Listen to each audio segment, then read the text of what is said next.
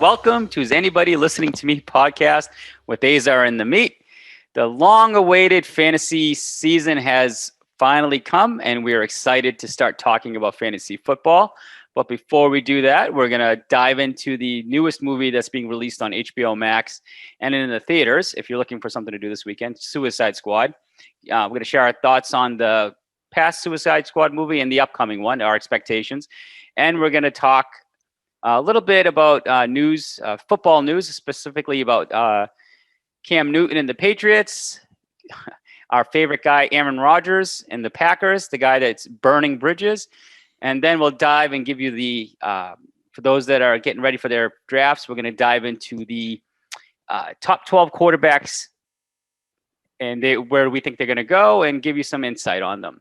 Let me welcome my partner, Big Meat. How's it going, Big Meat?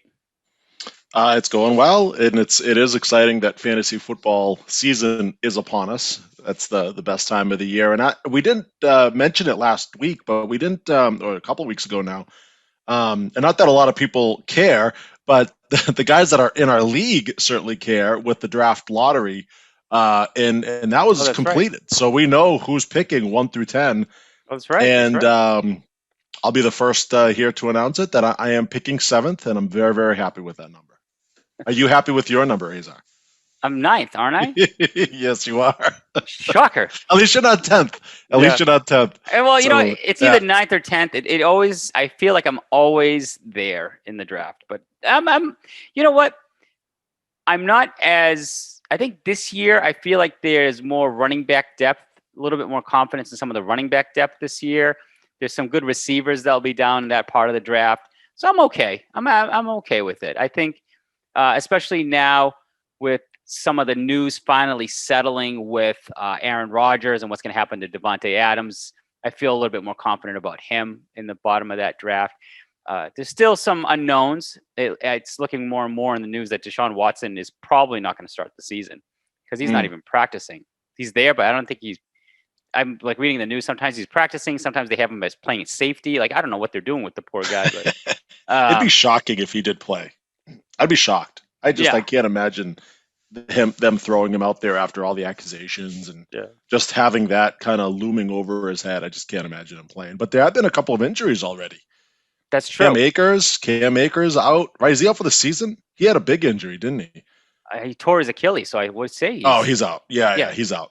He's out. And Carson Wentz, they're saying anywhere between 6 to 12 weeks. Which is he could be out. He'll probably be out for most of the fantasy season. No, if it's 12 weeks, he's out for the pretty much. Yeah, because no one's going to pick him up and put him in. Yeah, right. And that affects everything else on that team. I mean, does it affect Jonathan Taylor? Does it affect all the receivers there? I mean, remember that he was the guy that was supposed to come in and work together with is it Frank Reich? Yeah. And they were the guys that they came together from their days in Philadelphia when he had his best season. And he was probably the top candidate for comeback player of the year. So that's a big blow for that team. Yeah, it's kind of sad because between Houston, garbage, right? We don't know, there's no one really on Houston anymore anyways. Like who you drafting, even if Deshaun Watson was going to start, the team is kind of banged up, right? Or been picked clean. There's nothing really there. I can't think of who the starting receiver is. Will Fuller is gone. So who's the starting receiver for Houston? And I don't think we pay attention to it because if he's not starting, who cares? There's question marks right now with, like you're saying, with the Colts. The Patriots have a bunch of question marks because we don't know if it's Cam Newton or Mac Jones is going to start. Right. And it's leaning towards Cam Newton, which I think the only people that's draftable in that whole offense would be the tight ends. I don't know why. I'd be nervous to have the receivers, even with all the hype that we're hearing about that schmuck N'Keal Harry that doesn't seem to want to go away. You know what? Your prediction of him not being on the roster come opening day might actually come true. Well, you know what? When he said he demanded a trade, I was like, I knew it. He's gonna blow his way out of town. Like he was gonna screw himself out of town. And I'm wondering if all this hype and glowing review of him is just to hype up his trade value, just to get rid of him at some before the season starts. Yeah. But we'll see. And the other question mark is now, what is Aaron Rodgers doing? is he torching Green Bay on purpose? Like, is he going to make them miserable, even though he agreed to stay for the rest of the year? Like, they fixed his contract so he can leave He at the is end of the such a year. diva. He's such a diva. So He's the worst. he's always been a diva. So I don't know if it's going to impact his fantasy value, but I just feel like if he's just going to be burning bridges, at what point does the coach say, you know what, we got to move on? Like, what are we doing? Like, Yeah. Does he have a serious gripe though? I Right. don't. For a guy who's been there for so many years, he's one of the best in the league. Some consider him the best ever, which is ludicrous. Yeah, Um, that's just it, delusional. and so has he earned that right? Like, I know other quarterbacks do that. I know Peyton Manning, right? He's been kind of in the meetings. I don't think Tom Brady ever really was so much with Belichick. Maybe he had a little bit of a say, but I think Aaron Rodgers is just. I think he just wants to come out and say, "Hey, let me be part of that conversation."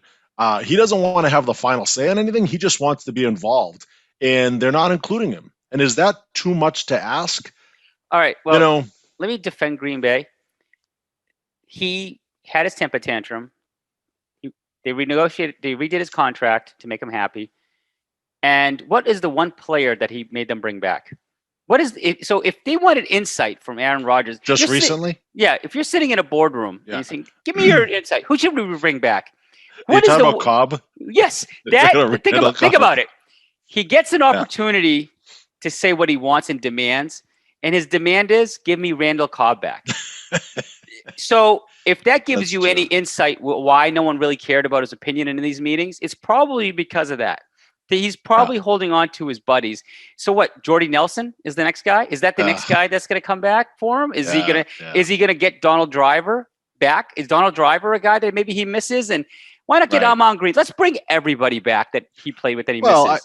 I think with him, right, he's looking at what Tom Brady did, right? He went to Tampa. Tom Brady gets whatever he wants in Tampa, right? Want to bring back Gronk, bring back Antonio Brown. Let's bring him in too. Hey, let's re-sign all of our guys. Like, and it's like Tom Brady got out of New England. He was under the thumb of Bill Belichick. Goes to Tampa, wins a Super Bowl. Right now, Aaron Rodgers is looking at himself, thinking, "Shit, I'm nearing 40 years old here. I don't know if I could play until I'm 44 like Tom Brady can. He might have 2, maybe 3 years tops." And he's just thinking, I just want to go out on top the last few years of my career. I don't want to, looking at how the team is being developed. They drafted Jordan Love a year ago. They're probably thinking more future, and they're building towards the future. Meanwhile, Aaron Rodgers is like, wait a minute, I'm still here. I was just the MVP of the league. So So does he? talking about He can sense it. He heard me talking about his boy, his love. His sphincter must have puckered. He heard us talking about Aaron Rodgers, and he was like, "I got to get on this." and I was and I know I sound like I'm defending him a little bit, but as you should. I just wonder if there's if he has a legitimate gripe. That's all I'm asking. Tom Brady said, "Give me Gronk, who I've had this huge successful career with, that has a little bit in the tank left." But Gronk wasn't the big difference maker in the season. Antonio Brown, at least, had a lot of potential left and potential upside. Randall Cobb is so over the hill and gone. Like, that's not apples to apples of like when you're saying, "Hey, bring me my buddy." Really, what is Randall Cobb going to bring to the table? He couldn't have said, "Hey, let's try to get Beckham from Cleveland. Let's try to get someone else with upside." What's Randall Cobb going to be? But here I'm going to play devil's advocate. I'm going to put my Jarvis hat on. You should have asked him to kill Harry from the Patriots. Then it'd make you very happy. Yeah. As Jarvis is holding up his pink apron there, that's from the Tampa Bay Bucks. I just want to say, like, your comment about Brady in this people and this is typical Brady.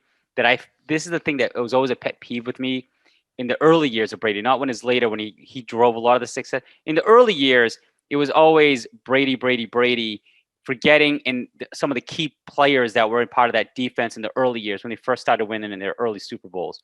And it always feels like everybody kind of overshadowed all the other team members, and it was always Brady. People are forgetting, they're rewriting history.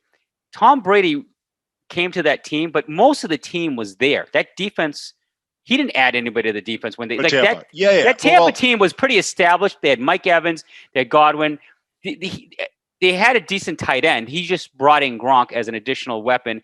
And Antonio Brown wasn't the big difference maker that people were rewriting. So Tom Brady, like if all these QBs are like, I want to be like Tom Brady just went into a well-established team. If what's his name? Rodgers really wanted to make a difference and be like Brady. Don't say I want to rebuild my team my way. Go to a team that's right on the edge, maybe like an Indianapolis or some.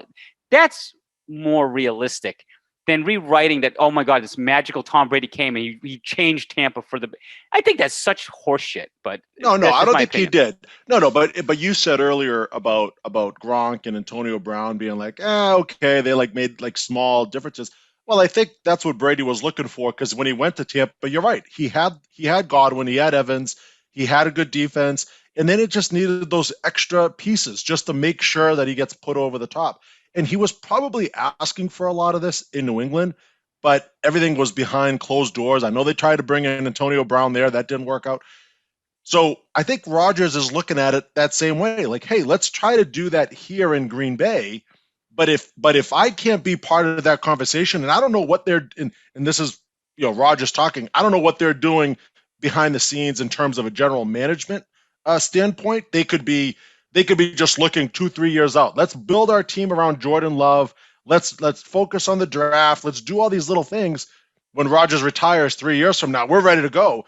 And Rodgers is sitting there thinking, no. Look, I want to win now. I'm capable of doing that now. If we can't do it here, then trade me. Then get me to a team that could do that. And it's kind of a similar situation that Brady is in.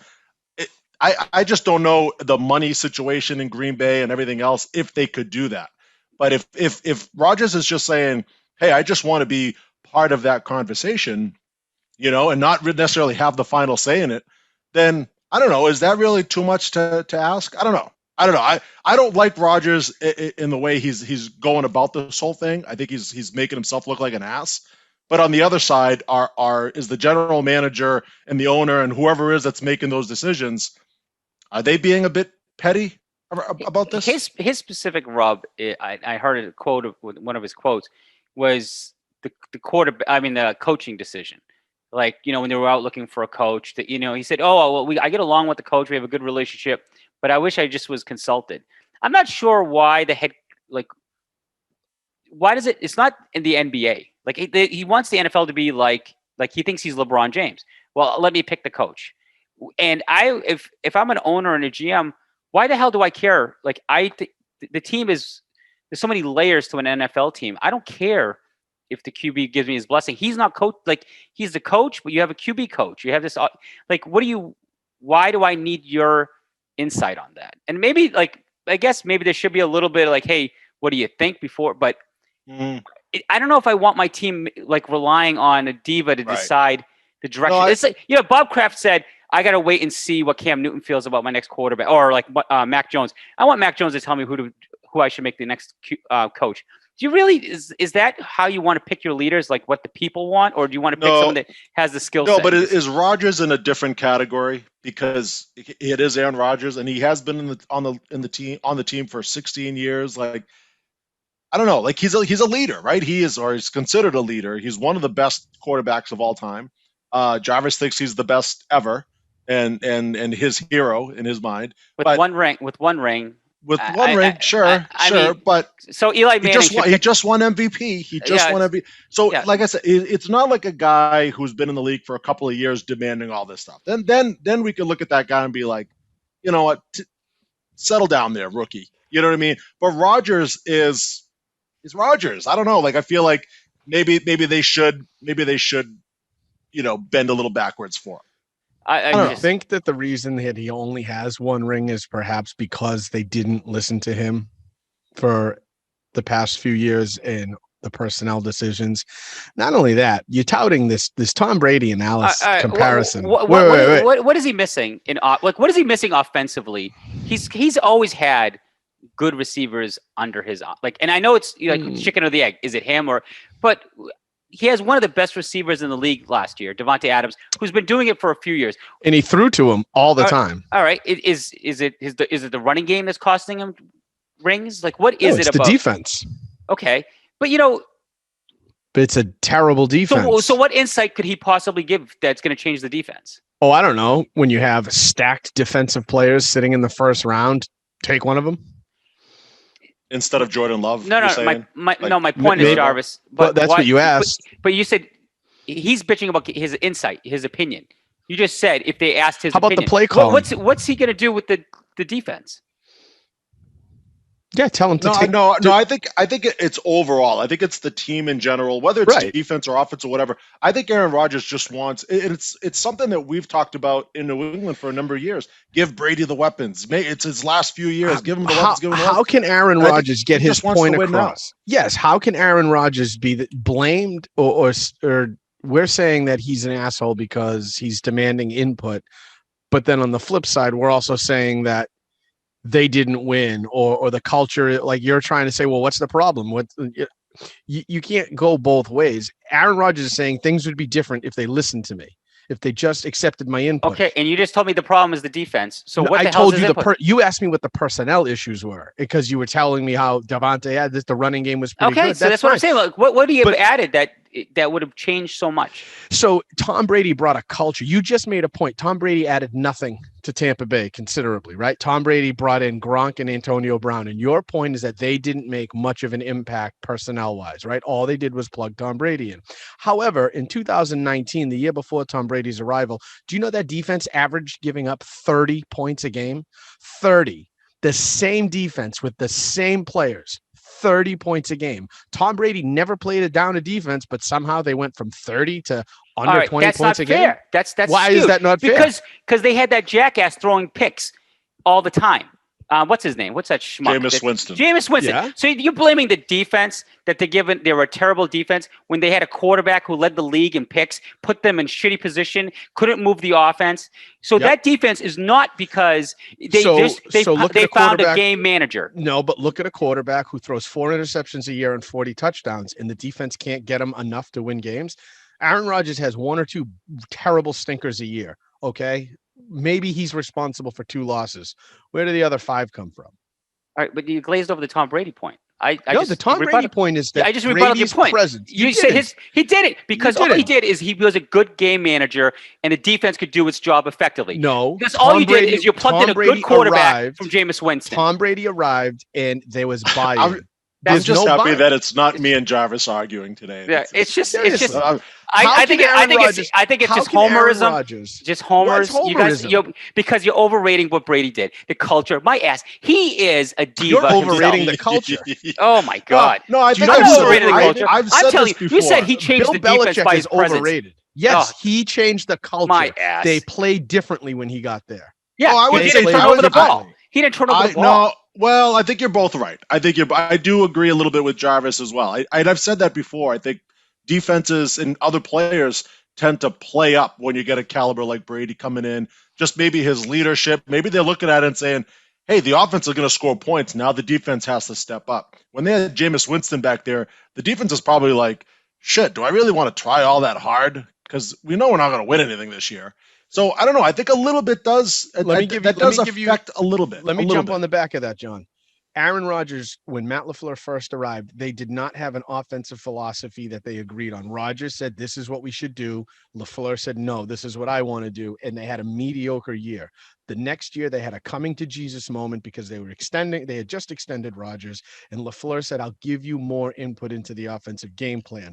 What happens? Rodgers wins an MVP. Rodgers' case in point is that when he gives his input, he knows what the team needs to be doing. He knows that if they're going to follow him, he knows how to get these guys up. You have LaFleur, who's new, and the GM is new when McCarthy left. So there's no reason for them to say, no, this is what we want, Aaron, you'll fit into our system, when it didn't work until they opened up and said, all right, Aaron, why don't you talk to us about the offense? What do you want to do? What works? What designs? And it's details and macros. Okay, so wait a minute. What is it?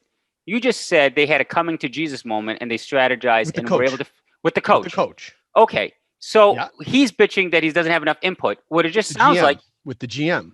Okay. So, I mean, GM. The coach turned around and said, okay, I made a mistake, Aaron. I told you I knew and I didn't. So let's figure it out together. The GM didn't do that. The GM said, we're going to go in this direction. Aaron said, you're just going to drag me along while you rebuild the team under me. I'm not going to do that to end my career. I'm not going to hang myself out to dry while you bring in and trial and error these guys until somebody fits what you want. I want to win now. We need to be on the same page. Are you rebuilding under me? Because I'm out. I'm not going to sit here and deal with getting hurt or at risk or sputtering out in games while you let these young guys figure it out. Stick with the kid and trade me or I'll retire. I'd rather do that. And that's what he said. Then they offered him a contract extension to appease him. And he said, no, I'm not, you're not going to just gloss over this, get me to sign it and do it anyway. So Aaron went to the coach last year and they agreed to change the offensive game plan to have what Aaron thinks would work. And what happened? MVP. If the personnel decisions went through Aaron Rodgers the same way, it's the same level of input. Who's to say that they wouldn't have had somebody better than that shitty Kevin King trying to cover someone letting up 3 touchdowns against the Buccaneers? Because that's who they torched. They torched the same cornerback. Is it a personnel thing? I don't know. But maybe it's at least a philosophy thing or a culture thing. Or if Aaron is starting to say, hey, they're buying in. This is the program. This is what we're into. You get that same TB12 mentality where everybody was drinking the Kool-Aid here. The culture and all that BS. I think it's sometimes a respect thing. I think sometimes you look at Rodgers, right? And this happens with almost anybody, right? Especially somebody who's been in the league that long. And he's looking at it thinking, hey, I've accomplished a lot. I know 1 Super Bowl ring, but he has accomplished a lot in the NFL, and he's just like, give me the respect that I deserve. And we heard that with Brady too, right? I mean, there was a couple of years there towards the end of his time with the Patriots that he was feeling that same way too. Absolutely. So, yeah. Anyway, I think we've talked enough. I didn't think we were going to talk this much about Aaron Rodgers on this podcast. We had a whole agenda planned. And you tried to sneak it in before I got here, which was we did. It's just a preview. It was just a preview of because I think the bigger issue when it relates to fantasy is what Rodgers is showing up. Is it Rodgers playing for the next contract, Rodgers, or is it Rodgers? I got a chip on my shoulder and I'm pissed at the organization and F them. I don't really give a shit. This is like a waste of a year. Probably which one are we going to get? Probably the angry one. Yeah. So, and that's a dangerous thing because if you are in the top 10 or top 12, depending on your league setting, and if you're looking at Devontae Adams, it is a tricky gamble. Because it doesn't matter, Azar, because Jarvis has taken him in the second round. So he's the only I'm one. not worried about Rodgers. So I'm worried about Devontae Adams. What about Jones, the running back? Oh, yeah, because Azar's drafting 9th, so he's right in that prime spot to take Adams. That's why. And Jones. He can get Adams and Jones. That's where they stack. Yeah. So, I mean, it's a big question. That's why I'm a little. In Green Bay. Yeah. I knock Brady, but the thing I give Brady credit for is I do respect that he was willing, unlike Rodgers, who and these other quarterbacks that want the biggest payday and worried about their, being the highest paid QB. Brady always put the team first. And that is the culture thing. It got him multiple Super Bowl rings.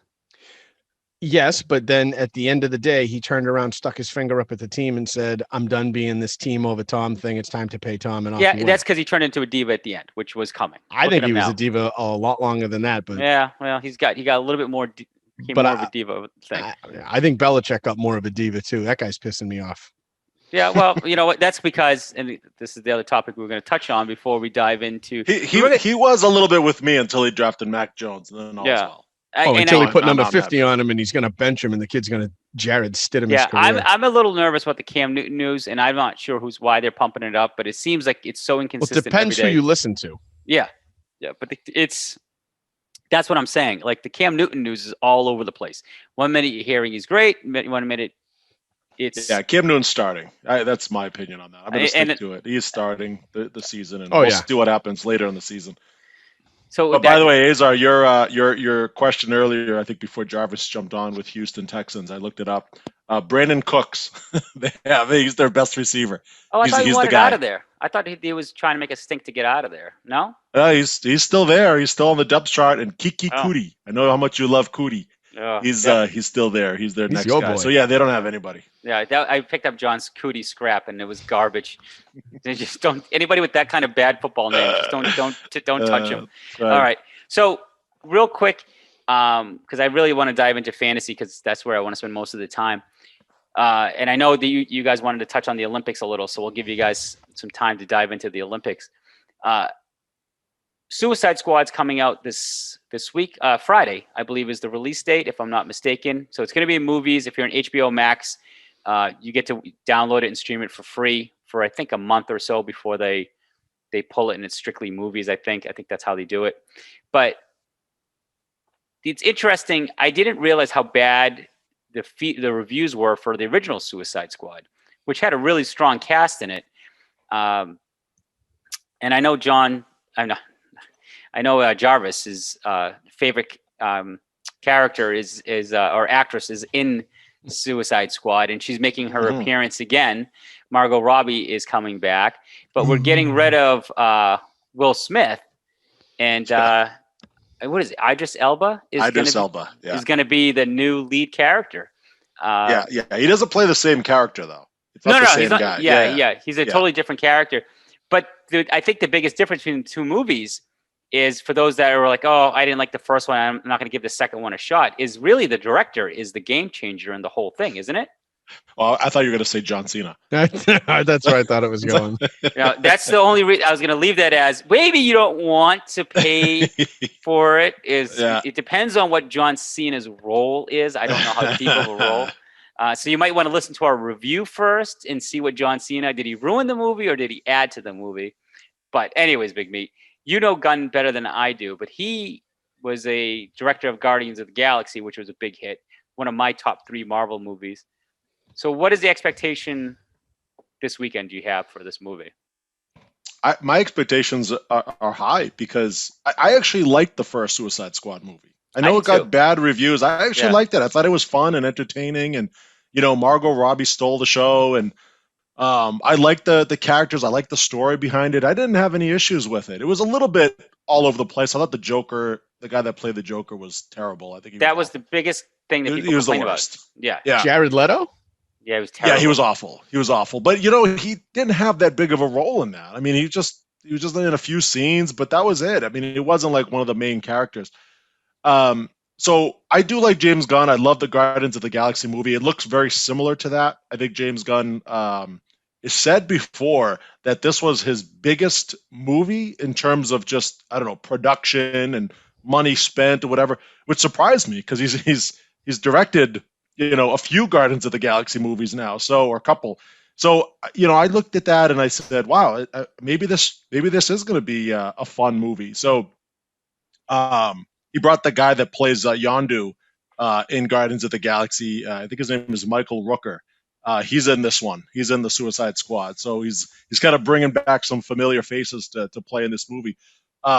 So it looks fun. I don't know. I mean, I like Margot Robbie too. I love her character that she plays. Harley Quinn. I love it. I even liked her in the Birds of Prey movie. I didn't think the movie was all that great, but she was great in that too. So just to watch her is enough reason to want to watch this movie. But I have a little soft spot for my boy John Cena, and he plays it looks like he plays kind of a goofy character, which I think he can play that off pretty well. When he plays the serious characters, that's when he's no good. But when he plays kind of the goofy characters, I think he'll do a good job. So I like it. I think I'm going to like it. Every time you set your expectations high, you get disappointed. So maybe you got to limit those expectations. But I like it. We've been on a good run with some of the movies. I liked. Are we getting a guest appearance? Oh, I thought we were getting a guest appearance. What was it? I thought Barry was about to pop out. Yeah, I thought. We had, between Black Widow, Cruella, some of the Netflix series movies that have come down. I think, we've been on a good run. Let's not jinx it. I think, unfortunately, we might be going through another lockdown soon. So enjoy it while we can. All right.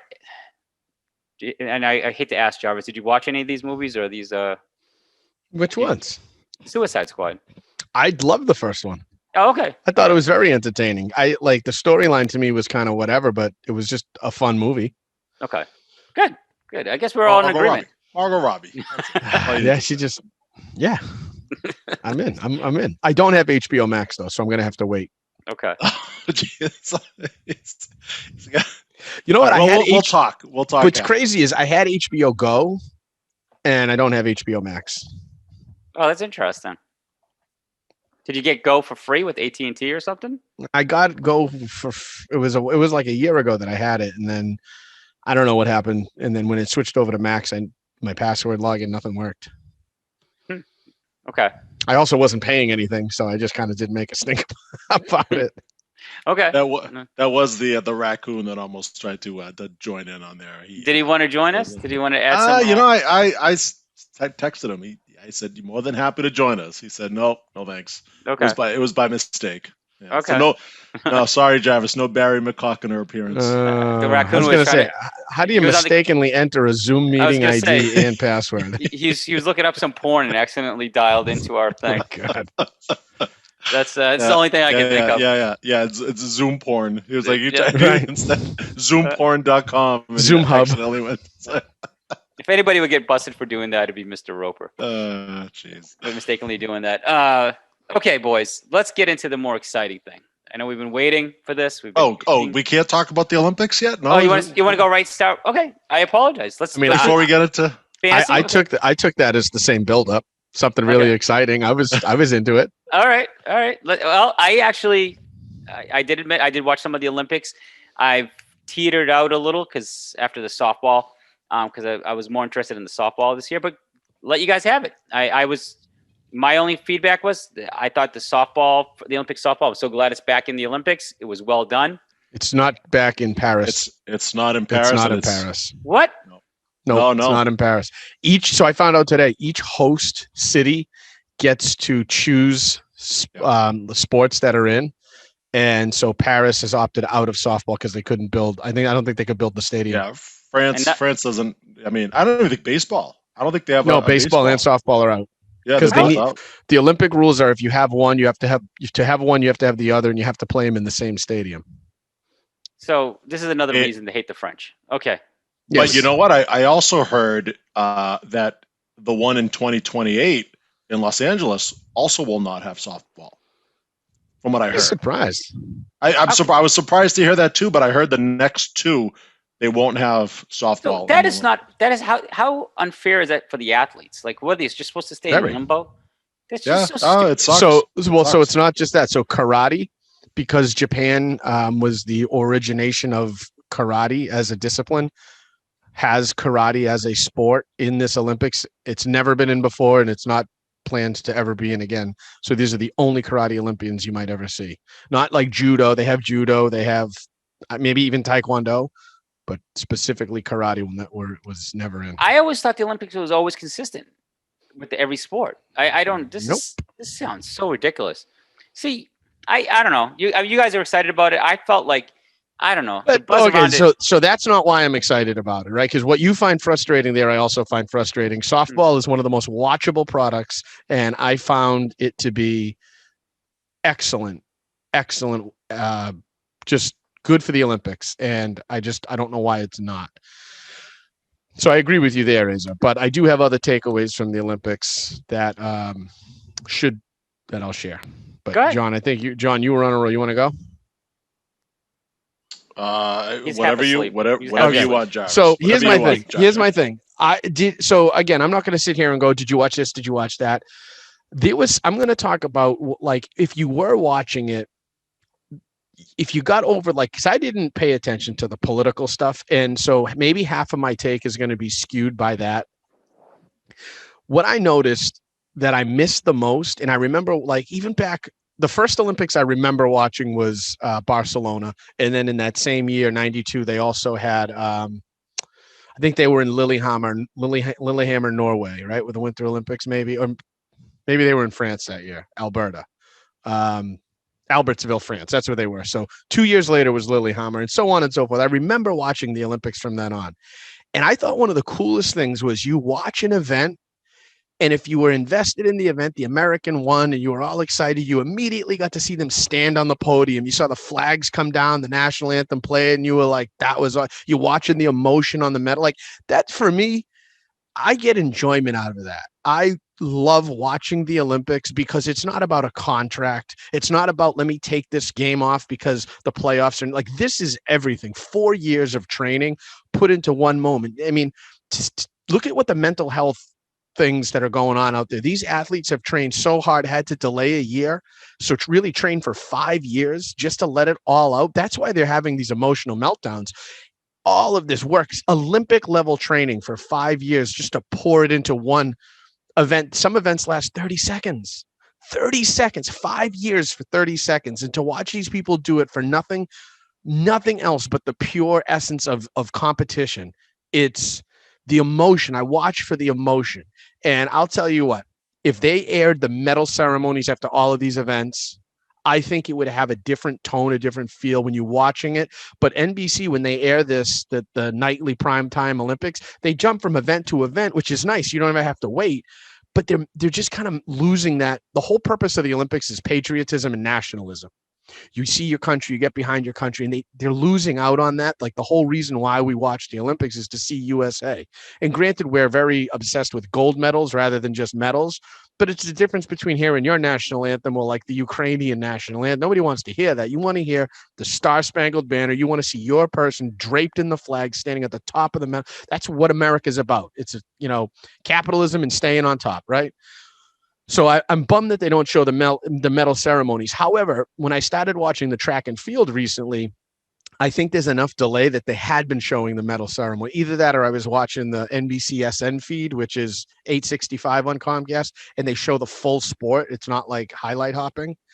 The medal ceremony, though, I definitely think adds a whole other layer. What I would say I liked is there were some amazing swim races, and I could watch this Olympic swimming. I watch swimming when it's the World Championships. I enjoy watching swimming, but Caleb Dressel was one to watch. He put on some electrifying races that were like photo finishes, like comeback wins. And what they really did was these watch parties with like the families there. So the race will happen and then they'll cut back to like the watch party and you can see everybody's emotion getting excited as like the passing, like the race is shifting and their person comes out on top and the whole thing erupts. It's the same feeling when you watch the medal ceremony. It's about the emotion of seeing these people compete for the most purest of reasons at the highest level in their sport for the country, not for the Bulls, the Lakers, where you're rooting against. This is everybody on the same team. It's the one time that we're all supposed to forget we hate every other city in our own country, and we all get together, put the best of the best forward. And these people train for 4 years in every sport, really, except for basketball, like the pro sports. But all these other sports, you just watch these people that dedicated their lives to this, and you see them on the medal stand and the emotion. For me, it's a 10 out of 10 watching every time, winter or summer, as long as they're showing what the outcome is. And that's my takeaway. If you watch, you got to watch some of these races. These people are doing everything they can to just compete, and it's incredible. Better than watching any pro sport for that aspect of it. Yeah, I would. A couple of points to what you're saying. They do show some of the medal ceremonies, but not every one. So I get your point there. Sometimes they go back. Who's the guy?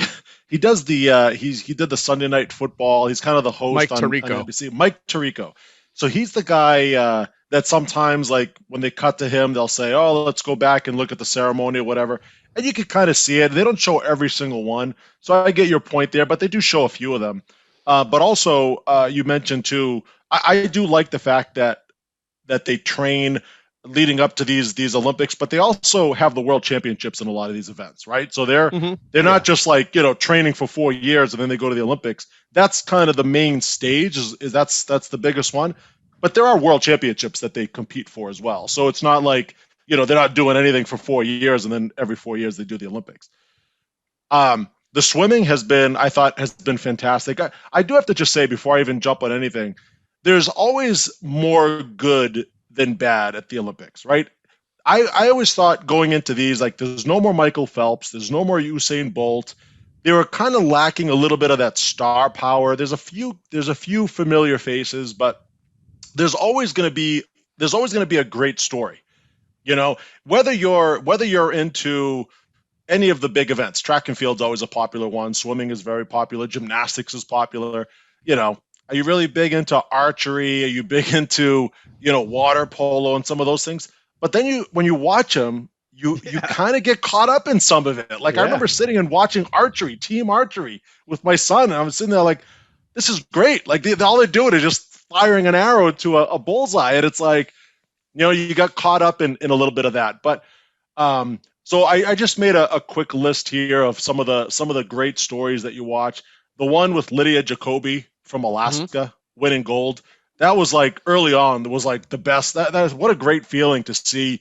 The only athlete from Alaska winning gold, and then it shows the shot of the high school going nuts, cheering for her. I love that. That's like that's like some of my favorite parts of the Olympics, watching something like that, because it's pure joy. Is Lydia Jacoby going to be, I don't know. Is she going to be like this famous person? Is she going to have endorsements? I mean, I don't know. Maybe down the road, but it's not like, people are probably going to forget about her really quick after these Olympics. Hopefully not. But man, when she goes back to school, she's a senior. She's a senior in high school. Is she going to be a senior? No, I think she just graduated. She just graduated. Okay, that's amazing. That was an amazing story. But what a great story! And then she beat out like two of the favorites. Everybody was talking about Lily King and who was it? Schumacher, I think, was the other one. It was like one of them. They're going to win it, and here comes Lydia Jacoby to win it. That was great. The story was Suni Lee winning gymnastics. I thought that was great for her to step in for Simone Biles. You said Caleb Dressel. That's always he's been killing it. Katie Ledecky, who's like the female version of Michael Phelps. She had some good. She lost a couple of them, but like. Yeah, well, she still medaled though. Like she got like bronze, she got silver, but she got gold in the first ever 1500 women's. She got gold in the 8, which was her sweet spot event. I mean, she delivered where she was supposed to deliver. And you see the track and field recently? Holy smokes, these guys are flying. And the women, one of the best races I've ever seen was the women's. It was like a semifinals. McLaughlin of the, I think it was 200-meter hurdles. I mean, it was unbelievable. Yeah, I did see that. Yeah, she broke a world record. She broke the world record. Like she was in third and came screaming out. And like the other American there that won in Rio was out like 6 people ahead, and she started to fade, and then boom, the 3 of them caught up, and then the other one took off. Man, there's some you just don't get that. Like fun. Like when you look at pro sports, like we've just bashed on the Patriots enough, right? I mean, it's miserable to watch them. The Celtics are falling apart. The Red Sox, don't even get me started on the trade deadline crap. And then the Bruins just keep disappointing. Like, what are they doing? And it's like, can I get something that reminds me of like what it meant to be a Boston sports fan in like the early 2000s? Like, just electricity. I just want to watch athletics. A little drama, some drama, but I want to feel like at the end of the drama, like we're going to get something for it. Like when you watch the Red Sox game in the 2000s, you were like, this is not going well, but you always had that glimmer of hope. Ortiz going to hit a home run, right? And there was going to be a walk-off, or somebody's going to hit a buzzer beater, or Brady was going to have a comeback. Like we had that glimmer of hope to hang on to, and it made every game just heart-wrenching exhilaration. The Olympics deliver that because everything's over and done with in seconds, and you have no choice. So I get that, and that's been missing. When Marcus Smart shoots a 3-pointer at the end of a game, that doesn't excite you? That doesn't give you hope or exhilarate you? No, just play defense, Marcus Smart. Stop shooting the ball. You can't even do that. But just to go back to like Ledecky, right? I mean, she, as a short sprint, as a 100-meter, 50-meter, distance-wise, she's unbelievable. Like to be the first gold medal winner for the 1500-meter, which I don't think they've ever had it before. I think this is the first time they've had. Not for women's. There was for women. Men, they had it. 1500 meters, which I think is like a mile, right? I think it's about a mile. To swim that long and blow everybody away. I read some stat that of the fastest times of like the top 30 women of all time, she has like the 29 fastest times. And then it was like, and then that woman Titmus from Australia is like 30th. So like Ledecky just crushes it when it comes to long distance swimming. And early on in the Olympics, I don't know, speaking of Titmus, did you see the Australian coach go nuts? You just like to say Titmus. He did. I do like to say Titmus. Yeah, he did. Did you he see went him nuts. going crazy? But went he's Ultimate done it like Warrior several times. He's done it like a couple of times because Emma McKeon, even though Titmus was the first Australian to win gold, McKeon likes to say it too. I do like it. McKeon won like 3 races or 4 races in a row. And so she got like 3 or 4 gold medals after that. And I don't know if it was the same coach, but long blonde haired Australian guy. Like, maybe they all look the same, but he like doing the Ultimate Warrior, shaking the railings and everything, was running up and down. I was like, and that's Australia. That's not even US that I got excited for that. They need to mic that guy up. Me up. Oh yeah. That guy. I want that guy as my kid's coach and whatever they do, right? Because that guy's crazy. A few quick other stories. Jade Carey, the gymnast there that I don't know if you caught that. She won a gold medal with her dad with her dad there. The night before, she screwed up on the vault or whatever, and she broke down crying. And it's like, you feel bad for this girl. It's a young girl, and you're like, oh, that really sucks. Her dad's there. Like the rest of her family couldn't be there, like many other Olympians. And then she comes back 24 hours later and wins gold. Did you see her on the practice warming up on the uneven bars? What happened? So she was warming up the night, maybe it was the night or two before she won the medal. She was on the uneven bars, those parallel bars. Yeah. She fell. Twice.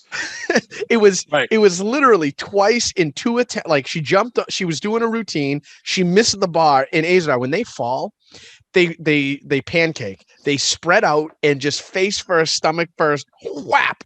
It's the most unbelievable. Google, if you ever want to laugh, Google gymnast falls off parallel bar or uneven bars. It like face first, no flinch. She hit the ground, popped right back up, stood up, jumped up, grabbed it, did her swing, went back into the same part, whoop, bang, missed it again. It was back to back, and she went, okay, I'm done. But you know what though? Like, that is something not like concussed. But people have said that you're trained to fall that way, and you're actually training to purposely fall. Like usually you see gymnasts do it once, just because like if they happen to miss it, can you fall correctly? Right, because you've never seen people do it twice in warm-ups. That's because it hurts so bad. Why would you want to do it? That's why people were wondering, like, was that on purpose or whatever? But anyway, and then another. What was the topic you guys went 2 hours? Just out of curiosity, I can't remember. What was the topic that you guys could go 2.5? The Rock. The Rock. Yeah. No, it wasn't The Rock. It was. We talked about many different things. Trench warfare. No. God, you guys went off when I. WWE. Was it WWE? It had to have been. Yeah. It was. What's the trivia website? Oh, Sporkle. Sporkle. Was it Sporkle, Azar? I don't know, but. I'm going to wrap this up in a couple more minutes, boys. Let me hold on. Because all I can listen to it, and I can see everybody that's driving right now, which just crashed their car, because you guys are just talking about tittus and all that stuff. Titmus. And all I could think of is like, man, these guys will go all night if I let this go. If I put my headset down and left and came back at 6 a.m, you two monkeys will be talking about the Olympics. Yeah, and, we love it. I know you guys love it. We give the same level of passion that they give to their sport. It's only fair. Exactly. I'm just wondering. Azar, just think about this way. Another 3 years now, right? You don't have to listen to us talk about it for another 3 years. Yeah, but I'm just wondering, when you started before we jumped on the podcast, you're like, I have no time to study. I've been so busy, and you're throwing out stats about a swimmer. And that's why I haven't had time. The Olympics is holding me back. So so the audience, I think they're probably like driving, like, does he actually work? What does he do? So he's got all this time to watch Olympics. Why am I being picked on? We know Jarvis doesn't work. We know he doesn't work. I've actually seen him in action as a supervisor, so I know what he does. Hold on, I'm not done yet. I'm not done with my breakdown. You gave us a couple minutes, and you're using up those couple minutes venting about us talking about. I just wanted to wake up the people listening. Just to let them know. There are big fans of Olympics out there. Just a couple of quick things, Azar. I'll be quick. I'll be quick because I know how impatient you could be. So Gabby Thomas She's another one that's a pretty cool story. She got a degree in neurobiology from Harvard, and she's currently working on her master's, and she won the bronze medal. I think that's a pretty cool story there in itself. The bad thing that I did want to talk about that I want to get off my chest is the whole thing with Simone Biles, right? Now, there's a lot of back and forth. People are kind of defending her. Some people are saying, well, she shouldn't have done that. And I'm kind of in between. And I feel like she's kind of screwed over her teammates a little bit by bailing out of the Olympics. She's been considered the GOAT in gymnastics, right? Forever. I'm sorry. If you bail out of the Olympics because you're not in the right, if you're not right in the head or for whatever reason, then you can no longer be considered the GOAT, in my opinion. You can never be considered the best ever. I don't have any issues with her bailing out. I said, whatever. It's your decision. I think you've screwed some of your teammates because they went into this Olympics thinking, hey, we got Simone Biles on our team. We're going to win gold medal. And it's probably their only chance of ever winning a gold medal. And she bailed on them. And I look at it and say, you know what? They do whatever they want to do. But when you come asking me who the best gymnast is of all time, don't give me that crap that it's Simone Biles. There's no way. I can't see somebody like Tom Brady bailing out of the Super Bowl because he's nervous about getting hit or he can't read the defense as well or whatever the reason is. You don't see that happen. And when you do see that happen, you can be physically strong, but if you're not mentally equally as strong mentally, then sorry, I can't put Simone Biles in that category anymore.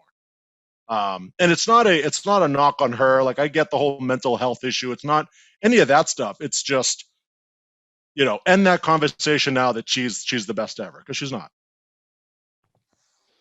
I think she's like probably should be considered, but I agree with you. I think when you drop the ball, when your team's depending on you, with that, if she wants to say, like with all the mental health stuff, if she said, listen, I have to step back, it doesn't mean just not competing. It means stepping back from the accolades, stepping back from the everything that she was elevated to be, right? Unbeatable. Well, you lost to yourself. You didn't let somebody else beat you. And again, if you feel like you're unsafe, which she said she was, right, with the twisties, that's what it was called.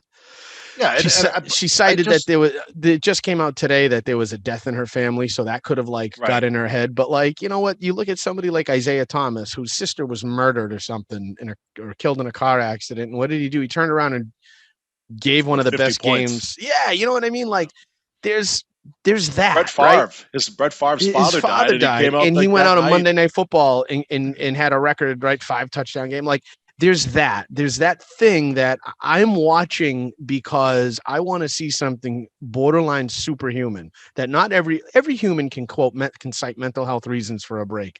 And I understand that these athletes are human, but they're also not. You're multimillionaires for doing something that you were half born with, that nobody else will. Like, I wasn't born with the talent to be what Simone Biles can do, or these swimmers, or these I wasn't born with height. I wasn't born with the whatever. Like, it doesn't matter. Good luck. None of us were. You can continue. You keep going. Yeah. You have put yourself in a position only to be a good podcaster. Yes. You put yourself in a position using talents that you were gifted with. I want to see that on display. I don't want to have to then turn around and see a commercial for the GOAT tour with Simone Biles charging $150 a ticket. She's absolutely embraced it. She's embraced it. Right. But that's the thing. If you're going to embrace the fame and you're going to try to be the top of something that is at everybody else's envy, right? I envy the Olympians. I would love to be an Olympian. I would love to be a pro athlete, any of that. And I'm watching these people spending money on apparel and going to these venues. I want to see you be cut from a different cloth. Don't tell me that today's too hard for you because that $1 million check you cashed wasn't too hard. Give it all back. Yeah, you know what I mean? Level the playing field. I don't think if she had to do it, I don't think she, bailed. Like, I guess when I look at her, it tarnishes her status. To John's point, it tarnishes the status to it. I don't know. Whether people want to agree with it or not. Yeah, you know what? But it comes down to, like I said, you always hear the people say it's like, oh, it's 80% mental, 20% physical. Well, she didn't have the mental right, and the we're advertising her to our children. Like this is supposed to be the elite human that you're supposed to emulate, right? You're supposed to get it right behaviorally, professionally, physically. They're who we're putting on posters with drink your milk in school cafeterias. Like, you're going to tell me that that's the message that we put on display, that you're at your most difficult, cite mental health and take a break. Yeah, but see, that's the rub, right? These people aren't normal kids. They're not raised normally. They're commit their entire lives to these sports. And she was successful. Now, the problem with her, and I think compared to like when you say, oh well, like if Brett Favre did it, playing football and all that. I know it's a mental game, but I think the concentration that's required for her to be like successful in a sport, the mental concentration is intense. And I think it's because we don't do the sport, we don't appreciate that mental aspect of it. Because think about like the reason I give her more of a benefit of the doubt, like I give her the benefit of the doubt. I don't give that tennis player Naomi Osaka, who cried the same thing at the French Open, one of the biggest tournaments, and said, "You know what? I can't. I'm Wimbledon, withdrawing." I think, wasn't it Wimbledon? I thought she said the French Open. I had her in the news as a French Open, but anyway, regardless, it's one of the bigger events. It's a Grand Slam. And then she goes and does, like, she's under a lot of stress, and then she does. She didn't want to be in the spotlight, and then all of a sudden she's on magazines, she's doing interviews, and it's like, whoa, wait a minute. Sports Illustrated swimsuit cover, I believe she was, and she was the one who lit the torch at the Olympics. Yeah, so to me, it's like I think she's full of it. Like if Simone went, like, let me tell you, I don't know. I just want to give. Here's where I agree with you, but here's where I draw a line. I think Simone Biles, if the stance was she cracked under the pressure, and the whole thing was to put the spotlight on what the United States IOC is putting their athletes through, like you said, these kids are given no lives from a young age, and I think it's borderline criminal how these athletes are brought along, much like what we accuse Russia of doing, we do to these young athletes. So if Simone Biles was to stand up renouncing her endorsements and all of the stuff that she got as a benefit from that system to take down that system, then I applaud her and I have all the respect in the world and say she's one of the most influential gymnasts of all time and influential people of all time, because she shed light on not just the Nasser thing, because that already broke, but she was a victim of Nasser, right? She was a victim of all this stuff. So I feel terrible for her and the mental health thing because of all that. I support her 100% standing up against all of that. But then she turned around and said, well, it was a death in the family. I'm going to compete in the balance beam. And I'm like, but you know, with death, you don't know how it impacts people. You don't know. Stand up and say the mental health is the stress that you have put us under is so bad. I'm not going to be your dance monkey. I'm going to stand up against you. I'm going to withdraw myself. You don't get me. You don't get to make your money off me. I will step out to the side and you can all kiss my ass, and I'm going to forego an Olympic event because it makes a point that is more important, is bigger than just Olympic Games, bigger than sport. It's about human rights, right? Stand up for your human rights. Don't stand up and then. Right. I think you're making it a more grander. But that's what it should be for me to. But I know. But she's basically, she has. If she injured herself and went off and said, "Oh, look, I sprained my knee," everybody would forgive her. She's telling you mentally. It's again, we don't as a society give mental health the weight, like the same weight as if she rolled her ankle or sprained her knee. We're saying, well, you're weak and you should be strong. I expect more out of you as an athlete. And and that's the problem these kids go through. No, you should be tougher. You should be stronger. And I think that's a fine line. And especially if you tell a young woman who went through the abuse that she went through, not even like through the training, but like physical abuse, I think it's unfair to her to say, well, if that competition, you should have stepped up. You should, because but why isn't health, But the problem is she's still going to make $2.5 million, $5 Yeah, million but why should this. she throw away her career? Why should her career get thrown away because Azar, she had a mental hiccup? I agree with what you're saying there, and that's why I think there should be more focus on mental health. My point is that you're not the best ever. If you're willing to back out of this because you're not prepared mentally to focus on this, then you can't be considered the best gymnast. But she was the best ever before this competition. She was considering herself her GOAT from her past. She was the best because she won a But she won a ton of world championships. It was more about the world championships that she's a great gymnast. She's like, no doubt. But that's my point. You're saying she's not great now because she couldn't compete in this event. No, I think she's still great. But she was great before that. So that's not fair. She was great. She was, and she is great. It's just I can't consider her the best of all time based off of that. Because mentally, you weren't able to push through. And, she is Barry Sanders of gymnastics. She's not like some 16-year-old kid that just got into gymnastics and you're young and you're new at this. She's won a gold medals. She's been at the last Olympics. She's done this for years and years and years throughout the world championships. And you go into this thing fully prepared that you're going to be to do every individual plus the all around and the team. And you go in with these three other girls who are the first time attending the Olympics, and you bail on them halfway through. And John, I see it that way. Like Azar's point is valid with the mental health. It needs more respect. Like it's a sprained ankle. Absolutely. And listen, I work in special ed, right? So I'm not going to discredit her mental health state. But John, to your point, we're also in a different context where you're the leader. You're the one bringing this team forward. There's people depending on you that are not the system, right? These are girls that are in your place. These are girls that are following in your footsteps, that are working right alongside you, looking left and looking right. And when they're there saying, all right, we're going to take this step together. And you go, yeah, I can't take it. And they're like, but we've been following you all along. How are we supposed to go forward without you? Like she was within minutes of her bailing out. And they're like, shit, like I got to actually go do this now without you. Like, they were going on the uneven bars and the vault and the floor. They weren't even prepared to do that, right? When Biles left, it was like that same evening. Those girls were like, "All right, now I better warm up because I'm about to do this." Between like sports and military, where it's like, "Oh, together we go into battle and this and that," but like it literally is like your commander, like your captain, leading you into battle and then being like, "Oh yeah, you're going without me. I need a break." It's like, no, we're in the fight. Like we're all suffering. I know, but they're trained athletes. And if she sprained her ankle, they would go on without her. They know you still can play. But that's a different story. But that's a different story. I don't see how it's different. I think because you can do exercises for mental stress that make you immediately capable, whereas you cannot do exercises for physical injuries that make you immediately capable. Yeah, but you say that, but I don't. Yeah, well, it's just true. You're physically not able to do it on a sprained ankle.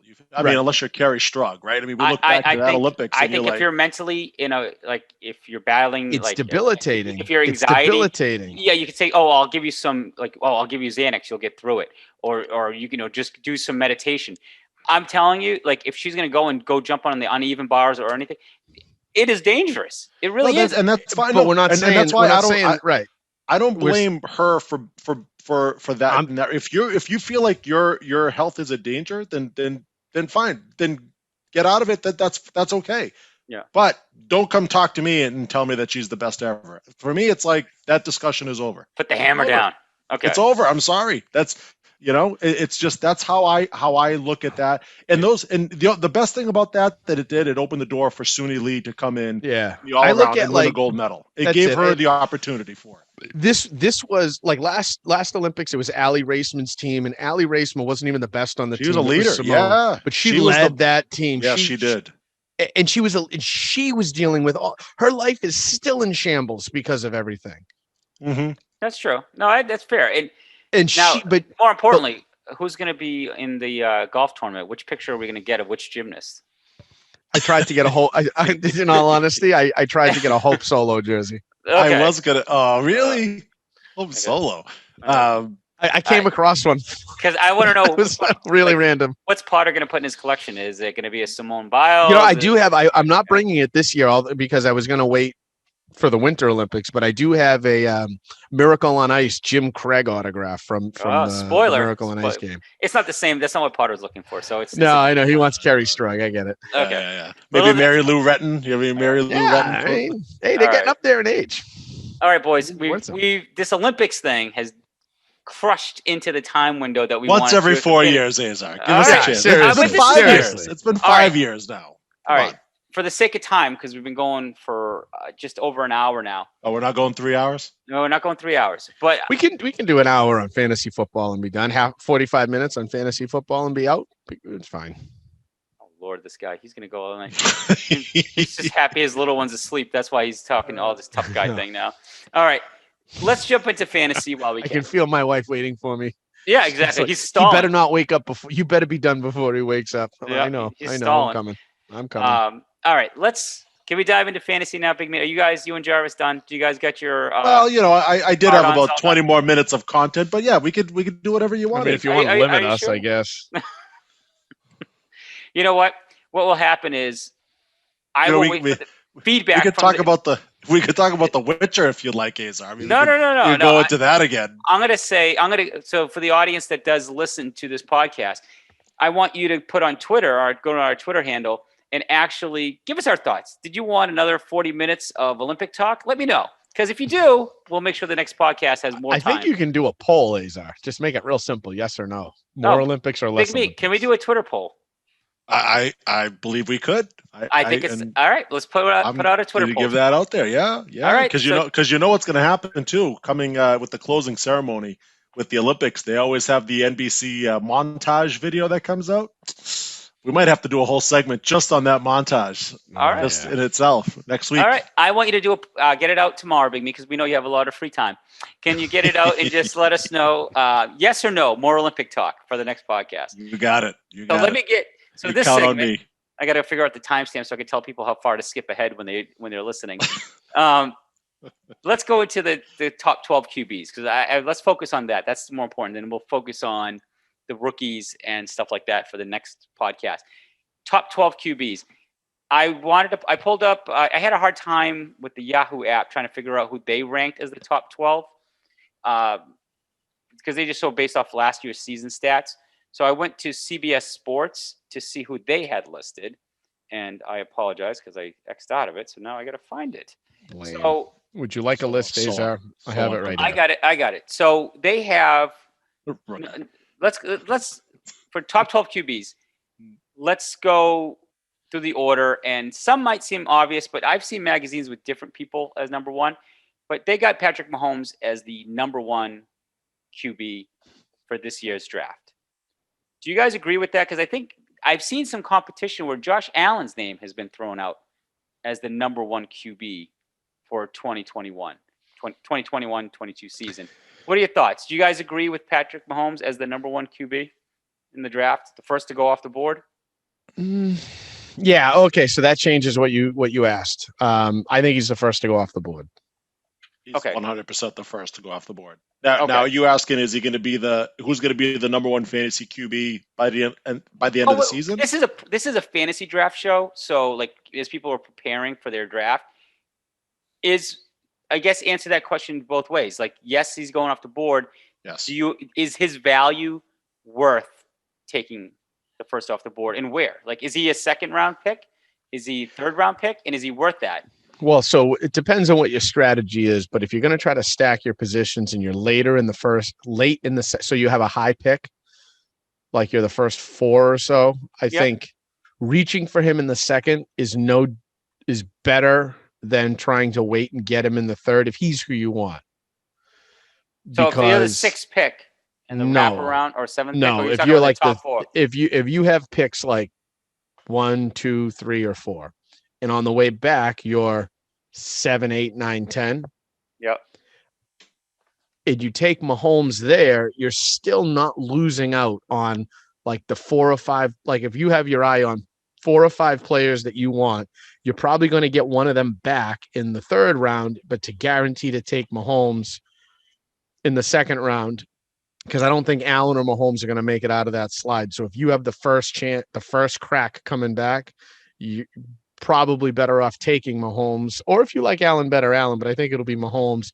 And then Allen would get scooped up somewhere on that same thing. But at least you had your pick, and then you get to take whatever wide receiver or running back that you wanted on the way back.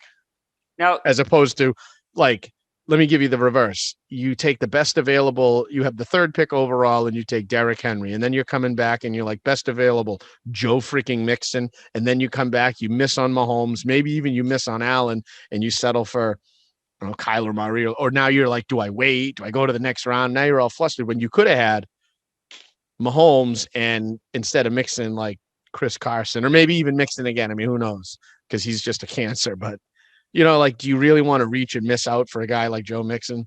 Or do you want to take Mahomes and then get the next level of running back? All right, that's fair.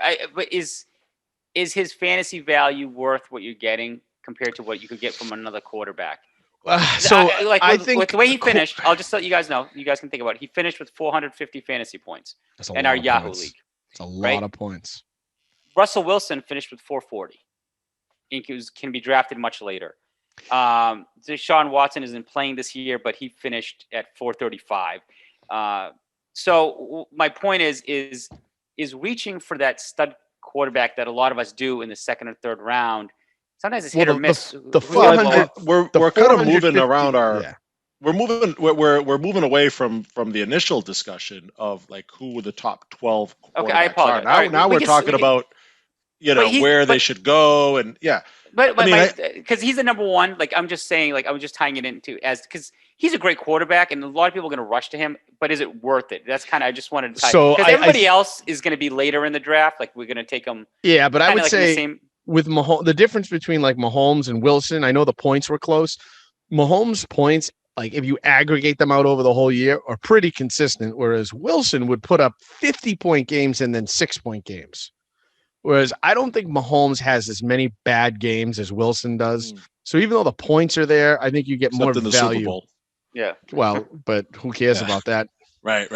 Well, Brady's defense did such a great job with Mahomes. So yeah, it's Tom Brady played free safety. Yeah. where was Allen in the rankings? Was it? I'm surprised that you said it was Mahomes, Wilson, Watson. No, it's Mahomes, and I have Allen number 2. No, I have Allen number 2. I was just saying going from points from the way he finished. He was picking lesser people to make his point more valid. Yeah, because Josh Allen is he put up. It's not a take snake. What is that take? That's not a take snake. You have to throw that in there. You schmuck.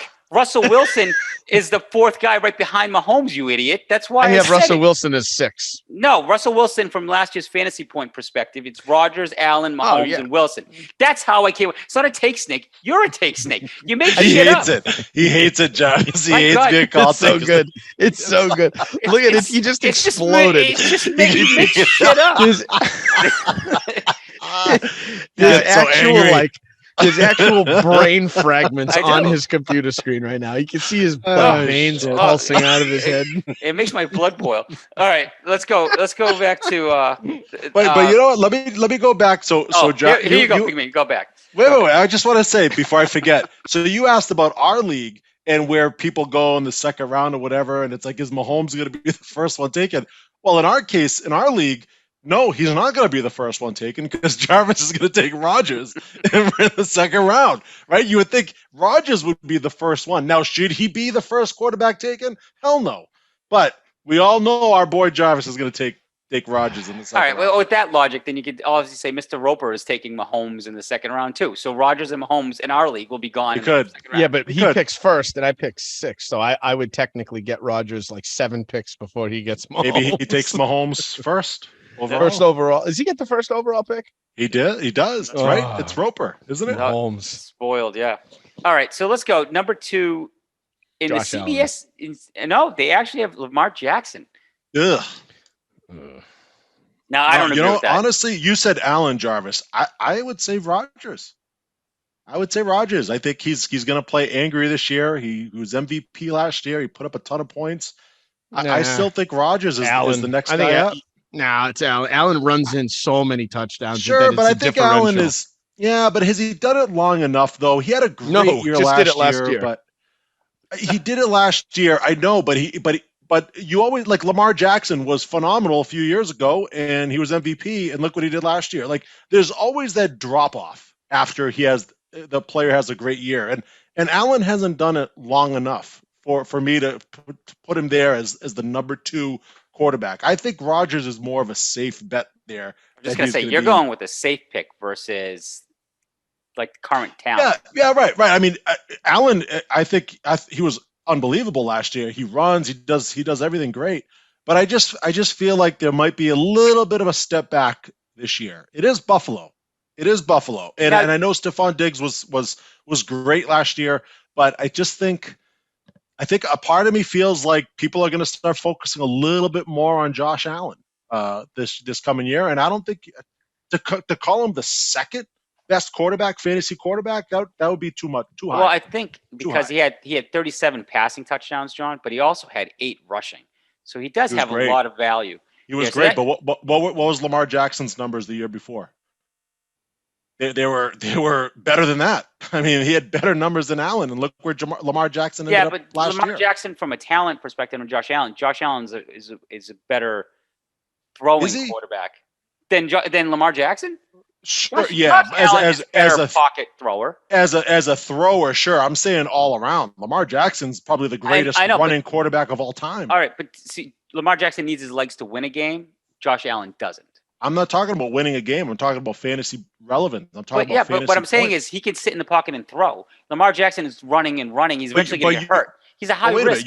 But you just said based on what the points, the numbers that Allen put together last year. Well, Lamar Jackson put up even better numbers the year before that, and he was arguably, I think he was the second quarterback taken in our draft last year. And where did he end up in the rankings? Like John, 7th, 8th? I'm talking about comparing it to Rodgers. Jarvis's point, take Allen's over Rodgers. I'm just supporting Jarvis's point because Rodgers threw 48 touchdowns and ran in 3, so that's a total of 51. Josh Allen threw 37, which is a good number. He's pretty much still leading the pack in touchdowns, and ran in another 8. So he had a total of 45 touchdowns. Yeah, so Rodgers had 51. Yeah, but you're not going to have Rodgers throw another 48. What is more likely to happen? You're not going to have Allen throw another 37. That's my point. There's going to be a drop off from what Allen does. Rodgers has been doing it for 15 years, right? That's why I look at Rodgers as it's a safer bet. But if I was going to put money on it, I wouldn't say Allen is going to duplicate what he did last year. Like no quarterback ever duplicates that. Even Mahomes, when he threw 50 touchdown passes, whatever it was, 3 years ago, he came back the next year. He wasn't the same guy. I know he got injured and missed a couple of games. I don't think 37 is a godly number. Like throwing 50 touchdowns is like an absurd number. You're likely going to have a regression. I'm talking throwing 48. You're going to have a regression. Like it's just 37 seems kind of like pretty standard for a good quarterback these days. But I'm not talking about just his passing numbers. You're talking the complete package: 37 plus 8 rushing touchdowns, 45 total, and everything that he did with the few interceptions that he threw and the run in the rushing yardage, all of that combined together. Do you expect him to duplicate that this year? I don't. I think he's going to have a step back. I think he's going to have a drop off. Wow. So you don't think the offense is going to grow in Buffalo? He's not going to be more. Okay. Well, I think there's going to be more focus on Allen this year. I still think he's going to be highly drafted. I think he's going to still be a good quarterback. I just don't see him keeping up with that pace that he had last year. All right. So we all agree Mahomes on number 1. For number 2, Azar, you and I have Allen. Meat has Rodgers. Yep. What do you have for number 3? I personally would think Kyler Murray instead of Lamar Jackson. Has Murray. Who do you have for number 3, Meat? Murray. Yep. I have Rodgers at number 3 because I just couldn't keep dropping him down the list. Well, if you got to take him first overall, I got to put him somewhere. Yeah. It's funny because we were ready to put Rodgers number 2, right? Big Meat. But then instead of so you have Rodgers number 2, Kyler Murray. So where's Josh Allen? 4 for you? 4. Yeah, I was gonna put him up there. Yeah, he's high. He's high up there. But I just think Rodgers. Who's 4 for you, Azar? So that's where 4 for me would most likely be That's Rodgers at that point. I love how you guys are all writing this stuff down. Like you're making notes. It's probably in your fantasy football red binder, and you're gonna make notes of this for when you're gonna share. You're gonna bring this with you at the draft. You need to say, No, "All right, so let's see. He's Azar likes Allen next, so he's targeting." I'm and then glad the he's next doing round, and I'm glad because after the podcast, after the draft, we have to go back and see where they landed. All right. Make sure you share those notes with us, with all of us. Because again, at the end of the year, we can talk about where did our expectations, where did they land. But Meat lies. All right. So so I just want to go back because we were referencing CBS. So go back a little bit. So they have Mahomes 1, Lamar Jackson 2, Josh Allen 3, Kyler Murray 4. So Rodgers is still not hit their top 5. So when we go into 5, they have Dak Prescott. I like that. I just don't know his health. I'm a little sketchy with the health thing. I think for me, I would probably go with Russell Wilson maybe at 5 until I see Dak Prescott's health. But to me, I think Russell Wilson would be more of a number 5 pick overall. Azar, I have Wilson at number 5 as well. Very good. All right. What do you think, Mate? Wilson at 5. I have Brady. Brady at number 5. Wow. Brady, number 5. Yep. Okay. Yep. I will say I was a little bit influenced by all the rankings on Brady. I probably should have had him 3 spots up to either 5 or 6. I should have. Now that I think, but I'm okay with where he is. I think another year on the team, another year on that offense. Yeah, it could be good. It's he's got all his weapons back. Godwin, I think, is going to have a nice little bounce back year. Yeah, I can't imagine him not putting up big numbers again. So you're saying Brady 6, Jarvis, then? No, I said I should have had him up there, but I actually have him a little bit lower because I was influenced by the rankings, and I moved him up from the rankings, but I just didn't move him up. So who do you have as 6 then? Justin Herbert. Okay, and they loves Herbert. They have him as 7 in the CBS draft. I'm not sure if I'm sold on Herbert just yet. I think, to Big Meat's point, I think maybe going with a veteran like Tom Brady may be worthwhile right there if you're going to take him off the board. Well, he's a safe pick. He's a safe pick for me at 6 as a 6 quarterback off the board.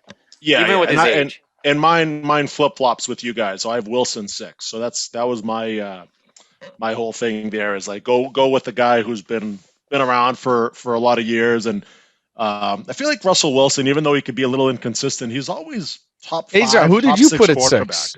You didn't share yours, did you? Brady. He did. He said Brady. Oh, you said Brady. I missed that. Yeah. So we're flipped. Like me and Big Meat are just flipped on that one. Just Herbert, just because I think Big Meat's point was like he's a rookie. Can he redo it? There's always like that regression for a rookie quarterback. You know what makes me nervous? Justin Herbert went through training camp as like the backup. It was no shot that he was going to start. Tyrod Taylor got his lung punctured by a doctor, giving him a needle. Yeah. And Herbert stepped in and took command of the pro offense and lit it, and for all intents and purposes, lit it up as I'm petrified that Mac Jones can't freaking beat out Cam Newton. Can we just talk about that for a second? Like, I'm not going to go. I don't think it's a matter of beating him out. Could you imagine? I think it's Belichick's all I want is just a glimmer of Justin Herbert and Mac Jones. Just a glimmer of that much talent. Like, I don't care. I don't. We just need to get that same doctor. We just need the same doctor to go into. If somebody could puncture Cam Newton's lung and just so dark. If Justin Herbert went out and competed right away, and it wasn't a question like, why can't we let Mac Jones do that? Well, the hope is that Cam Newton comes out to start the first game and ends up getting the twisties, and he ends up. I've never wished the twisties so hard on anyone in my life. All right. Well, all right. Number 7. I will offer our refocusing here. I apologize. Right. Number 7. So that one, I think. Again, I think it would most likely be Dak Prescott if I knew he was healthy. But I'm going to say it's got to be Justin Herbert until I see otherwise, until I see training camp. So as of today, if you guys, maybe we do this in like a couple of weeks right before, like any minute changes, I would say it's got to be Justin Herbert over Dak Prescott right now. I see so much potential in Dak. I just think his injury is he's going to slide until further notice, until we can see him in preseason. Right. So I originally had Herbert there as well, and after a little bit of thought, I moved him down because I at one spot. So here's a spoiler. He's my 8th overall. Oh, I just good, think good he's going to spoiler. suffer a little bit of the sophomore slump there. I think Lamar Jackson's going to have the bounce back year, and he's gonna jump up to he's going to be the 7th quarterback there. I just think he surprisingly, for a guy that runs so much, he's been surprisingly healthy. So I think he's going to continue staying healthy. His legs are going to continue to put up good numbers. They just picked up Sammy Watkins as well, so they've got a decent other receiver he could throw to. I like Jackson as kind of a nice bounce back, comeback player of the year candidate. And I have Brady up to 7 here. I did the right thing. Brady's up to 7. All right, good. Yeah, I know their offensive line is getting healthier, so he's going to get better protection. Is he going to be able? I still think his receiving core is still kind of weak. Like for Lamar Jackson. Oh yeah. Yeah, Well, he doesn't have like who's his big type? Marquise Brown and Mark Andrews are his two best. yeah. Weapons, and now right? they just got Sammy Watkins as well. Yeah, right. But he disappears. He couldn't be Sure. great with Mahomes. I mean, I just find it. He just gets lost in an offense. He always has. Yeah. It's more about his legs. It's more his legs than anything. It's more him running for 1,000 yards and 10 touchdowns. Yeah, I think he's like a ticking time bomb from an injury when you need to use your legs as much. But again, hopefully with a better line, he doesn't need to. The pocket won't collapse where he feels like he needs to run as much. But yeah, I don't know. I could be way off on him, but he's like my next quarterback afterwards. So you have Jackson and Lamar at number 8? Yeah. Okay, so we're close. Yeah. Just flip-flop Jackson and Herbert. Yeah. It's amazing because I'm looking at magazines and stuff and the rankings. They have him so much higher. It's like that optimism it's more optimism than it is reality. It's flashy. I think I don't know. It's like Michael Vick was always ranked really high because he was different. I think Lamar Jackson's getting a little bit of that love, but I don't even have Lamar Jackson at 8. I have Dak. I'm drafting Dak. If I get to this situation where I have to draft, I miss out on Mahomes, Allen, Rodgers, Murray, Wilson, Herbert, Brady. I'm taking Prescott over Lamar. I might actually I'm definitely taking Prescott over Lamar. I just, for what I think he's gonna do, I don't want to hitch my wagon to him because if he gets shut down like he did in the playoffs 2 years ago, ever since then he's been exposed. As soon as he went up against San Diego and they had that cover 3 defense, he couldn't do anything. Everybody just runs cover 3 against him and he can't really do anything. Yeah. He had a mediocre year, kind of got hurt because he's trying to do too much to compensate. And like, he's got to kind of reinvent himself a little bit. And I know I don't want to be the one that drafts him the year he's trying to do that. Yeah. And I think because we're talking about Jackson, I mean, I know the offensive coordinator, what's his name? Greg Roman. He's saying he's going to open up the offensive passing attack. I just don't believe it. Like Baltimore historically has always been a running offense. I just find it hard they could all of a sudden shift. They're going to pivot. Like I feel like that's all smoke. Typical like off-season BS that they throw around. That's just my opinion on it. So what number are we on now, Jarvis?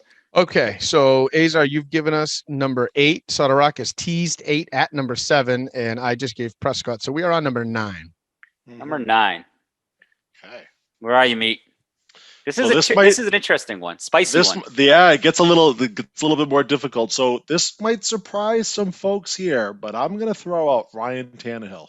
That's not a surprise. That's not a surprise. I think not a surprise. So he's valued pretty high. He's actually number 8 in the CBS draft. Okay, which I think you're right there. That doesn't surprise Tannehill, me.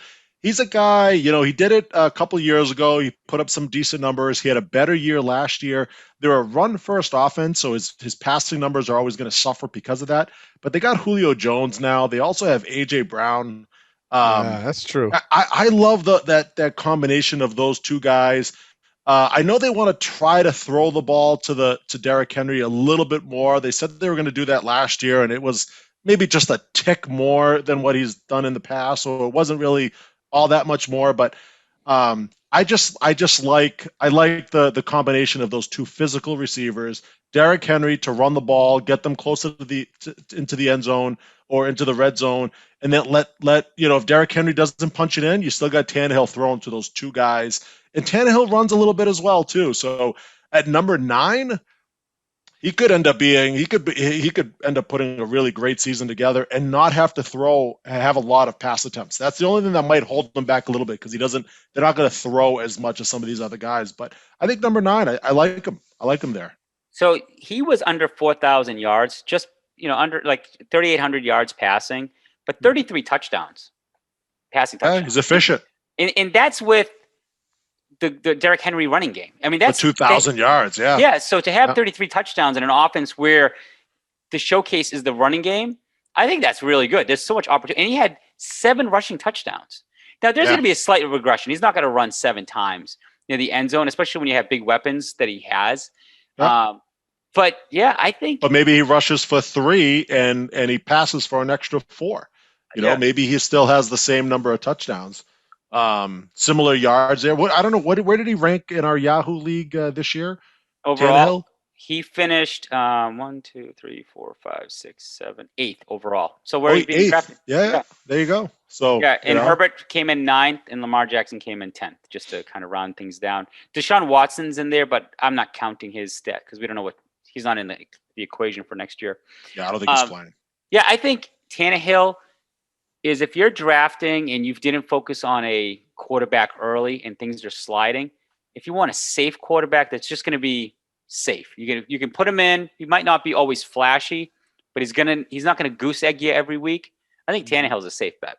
He's like one of those, like, I'm trying to think, is he like back in the day when people used to pick up Ben Roethlisberger and you just he was like this, like a steady quarterback, never anything flashy, but he just did his maybe 15 to 20 He had Hines Ward. He had guys that he would always throw. Yeah, I agree. I think he's safe. He's a safe kind of under the radar type of guy. Yeah, I would say the only challenge to where you're just saying he's 9th overall, the only person that I think could rival him, to be honest, is I'm so curious to see what Matt Stafford could do with the Rams. And do you take the gamble on him? Because he is technically a talented quarterback. He's been doing it for years. He's always had shitty talent, shitty coaching around him. There is so much like hype with Stafford, with Sean McVay, that can he take him to that next level? And with that offense and that creative offensive scheming, could Stafford be like that value pick where he just finishes in the top 5 with that Rams offense? I don't know. With Cam Akers being injured, it kind of throws things off. I think that's why I'd like Tannehill more, because the running game's in a little bit of shambles. But so if Tannehill's 9, I'd say Matt Stafford is probably my 10th quarterback I'd probably take off the board. I don't know what you guys think. Tannehill for 10. This is where my surprise pick comes in, because I don't have Tannehill in the top 10, but I do like what you're saying with the receivers he has. Joe Burrow. Is he your 9th or your 10th? Joe Burrow is 10. I have Lamar Jackson at 9. Oh, you did have. Okay. All right. So Joe Burrow is like the Dak Prescott with the health issues. That's the only thing. Yeah, but he's pretty big injury as a rookie. Jamar Chase. Yeah, but he's got that's a big one. Jamar Chase and Joe Mixon. I mean, come on. Who was the other receiver there? He was pretty good last year. They had T. Higgins. They had. There's another guy there. Yep. Shoot. Drawing a blank. Yeah, they cut John Ross. I think is also a Raven now. They had Tyler Boyd.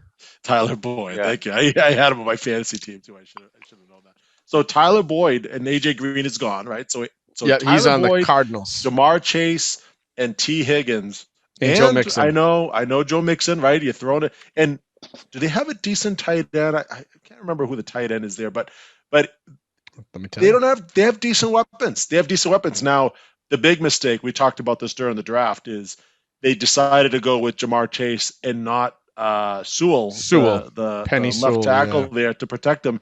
And Burrow, they don't have a good left tackle. They just don't have a good offensive line to protect him. So is he going to have time to throw? They also have a terrible tight end, CJ Uzoma.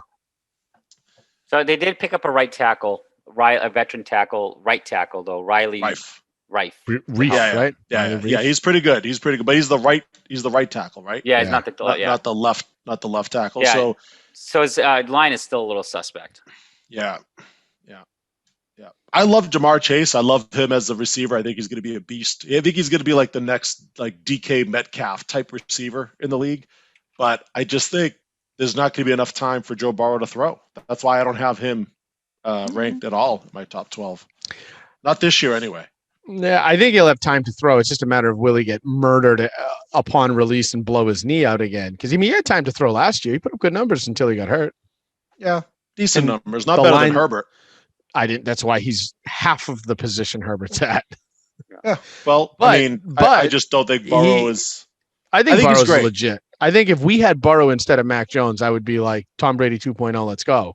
But so he's better than Mac Jones. But I think Burrow put up good numbers until he got hurt. I think the line this year with Reif is still better than it was last year. And if not for nothing, the running game is going to be better, which should then allow some play action, which will buy him an extra. He's reading more Joe Mixon magazines. Joe Mixon. I don't think a lot of you guys told me to buy magazines. When quarterbacks tear their ACL, the next year is never like super productive. It's never great. It's never a great year. Do you have stats on that?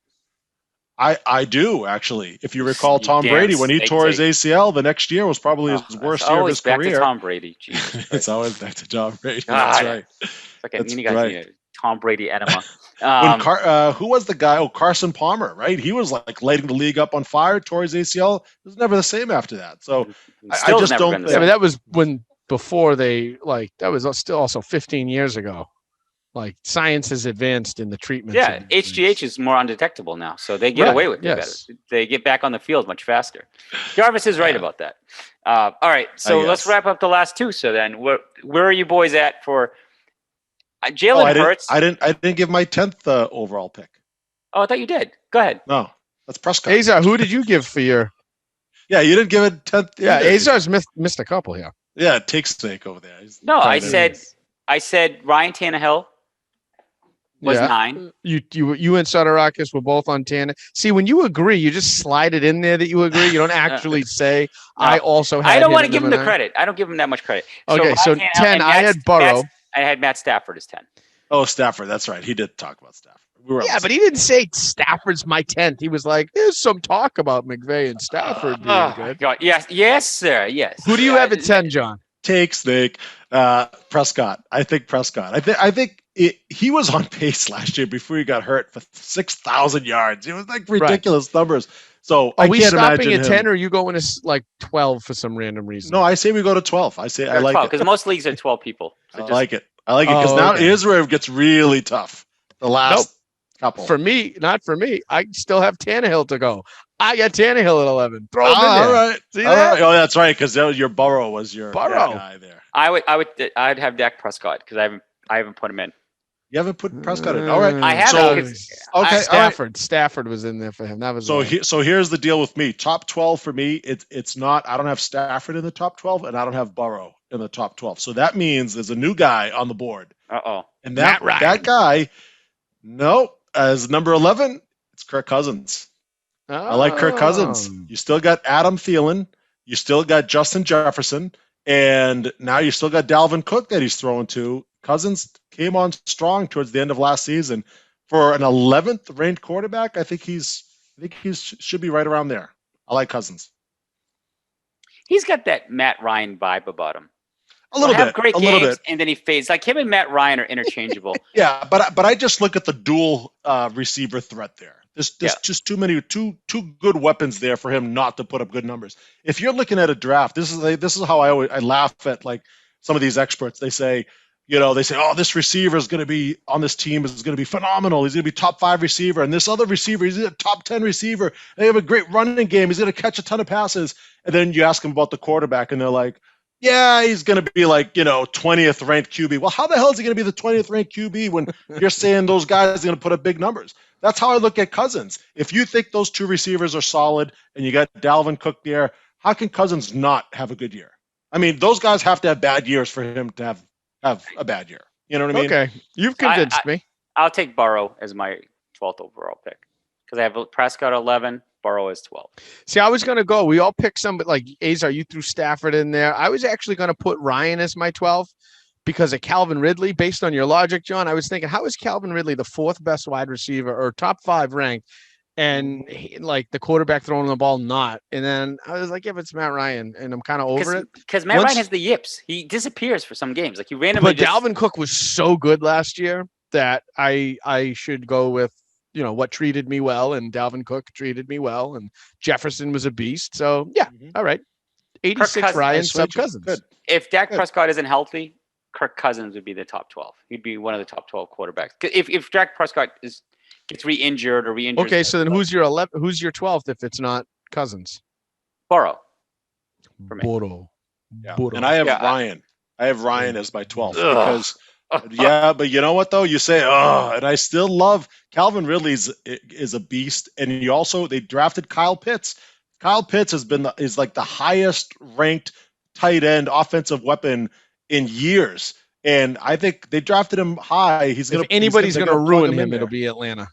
Yeah. But, Tony Gonzalez has been awesome as a tight end for years. Matt Ryan threw it to him. So I just can't – I don't think Ryan's going to be like top 5 QB or anything like that. But I think him throwing to Ridley and Pitts, I think that's enough for him to put up enough good numbers. They throw the ball a lot. Matt Ryan has always thrown the ball a lot. I think he threw a lot of yards last year, 4,600 yards, 4,700 yards, something like that. So he's always putting up the yards. Now he's just got to make it up with the touchdowns. I think he could do it with Ridley. But he's got to play Tom Brady's defense twice in a season. That's a lot. Yeah. That's true. With Tom Brady's play calling on that defense, I don't know how the hell anybody's going to handle it. Well, maybe he took him from 30 points a game to under 20. So. Yeah, well, you know what? Maybe if he didn't have to play them twice a year, maybe I'd have Ryan top 5. Yeah. That's what I mean. But not because he's got to play him twice. It's now he's dropped to 12. I mean, yeah. When you have that winning game attitude that Brady brings to the Tampa Bucks, anybody that faces them is just no match. Because that's it. Because Ndamukong Suh, Azar is such a Brady hater. He's such a hater. I hate false credit. It's like. Give me a break. Yeah, you're right. Seven Super Bowl championships isn't enough. I give him credit like being a greatest quarterback of history. I'm not knocking him. It's the he came and he changed that defense. Look how well they played because of his attitude. I'm like, give me a break. Yes. They adopted his attitude instead of Bruce Arians' attitude. Yeah. Exactly. Yeah, he coached the team. Right. Bruce Arians was actually Brady punted a foot. It was a weekend at Bernie's. It was a weekend at Bernie's. Brady had his hand up. Brady got mad and kicked his football. Like he threw his helmet at the defense and punted a football off the practice field onto the other practice field and threw a temper tantrum at both the offense and the defense because of how they were practicing. Oh yeah, and that's that winning attitude when people love when their players on the team have a bitch tantrum. Well, they respect him because they know he's a billionaire, and he's like, well, I want to be friends with this guy, and at least he didn't look at him and walk off the field and say he needed a mental health break. That's right. All right, we'll leave that on that note. I'm just kidding. All you mental health people out there, I love you and support you. Yeah. All right, we'll have to edit again. Edit anytime Jarvis speaks. Why? That's not fair. No, that's it. No, he corrected himself. No, he's good. We all support and love all. You gotta have some you gotta have a little edge here. Come on. We love and support all the crazies out there. All right, Felger, you got the edge. All right. This is a long opening podcast for the new fantasy season. We're going weekly. We're going to be in full-time fantasy season now. So next week, we're going to dive into the top 12 running backs. We'll give you a little bit of insight. And I think by next week, would we start already having the first preseason games?